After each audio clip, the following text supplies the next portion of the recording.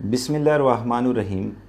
میں تاندلہ T V کا مشکور ہوں کہ جنہوں نے آج مجھے مدعو کر کے امت مسلمہ کو ایک مثبت پیغام پہنچانے کا موقع فراہم کیا۔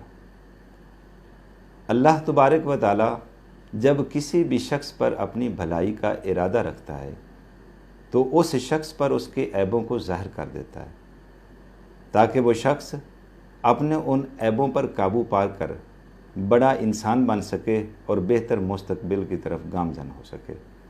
میرا ماننا یہ ہے کہ انسان کی ترقی، کامیابی اور بہتر مستقبل میں سب سے بڑی رکاوٹ انسان کی ذات میں موجود وہ خامیاں ہیں کہ جن کی وجہ سے انسان ترقی نہیں کر سکتا۔ میرے نزدیک انسان کی ذات میں موجود یہ خامیاں اس داغ کی مانند ہے جو کسی بھی شخص کے پہنے ہوئے سفید لباس پر موجود ہوتا ہے کہ دیکھنے والا داغ کو زیادہ اور لباس کو کم دیکھ رہا ہوتا ہے۔ دوستو، انسان کی ذات میں یہ چھوٹی چھوٹی خامیاں، مثال کے طور پر لالچ، سخت لہجہ اور غصہ کرنا جیسی یہ چھوٹی چھوٹی خامیاں جب انسان کے وجود کا حصہ ہوتی ہیں تو وہ انسان کی شخصیت کو داغدار کر دیتی ہیں۔ مثال کے طور پر انسان اگر سخت لہجہ اپناتا ہے تو اس کی شخصیت میں منفی رجحان پیدا ہو جاتا ہے، اور اگر اسی خامی کو انسان دور کر لے اور خود کو اخلاق میں ڈال لے، لوگوں کا احترام کرنا شروع کر دے، لوگوں کے ساتھ ہمدردی کرنا شروع کر دے تو بے شک انسان بڑا آدمی بن سکتا ہے۔ اسی طرح انسان کی ذات میں غصہ ایک پرشین فالٹ ہے۔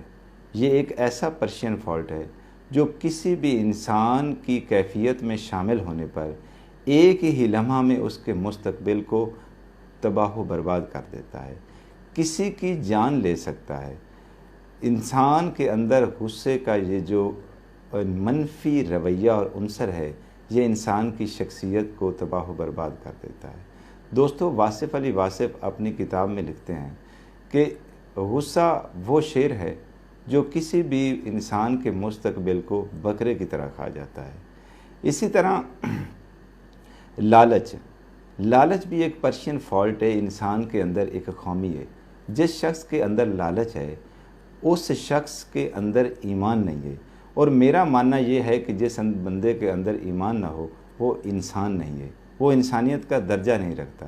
تو اسی طرح انسان کے اندر یہ جو چھوٹی چھوٹی خامیاں ہیں، اگر انسان اپنے مستقبل میں آنے والے وقت میں اپنے ان منفی رویوں پر کام کر کے ان چھوٹی چھوٹی خامیوں کو دور کرنا شروع کر دے تو وہ وقت دور نہیں کہ جب انسان ترقی کی طرف گامزن ہونا شروع ہو جائے۔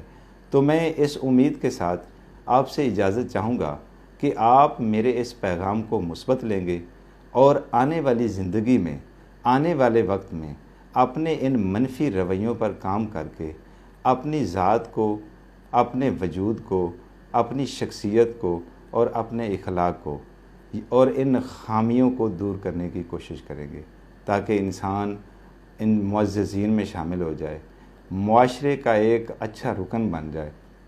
تو میں امید کرتا ہوں کہ آپ ان چھوٹی چھوٹی خامیوں پر کام کر کے اپنے آپ کو بہتر بنائیں گے۔